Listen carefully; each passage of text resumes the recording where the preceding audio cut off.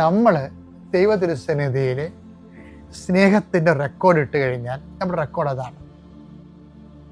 ചിലപ്പോൾ പിന്നീട് കാലത്തൊക്കെ നമുക്ക് എന്തെങ്കിലുമൊക്കെ ഒരു പരാതിയൊക്കെ വന്നിട്ട് ദൈവസ്നേഹമൊക്കെ തണുത്തു പോയാലും ആ റെക്കോർഡ് അവിടെ കിടക്കും നമ്മുടെ പേരിൽ. അത് ഇടയ്ക്കിടയ്ക്ക് കർത്താവ് നമ്മൾ ഡിസ്റ്റർബ് ചെയ്യും.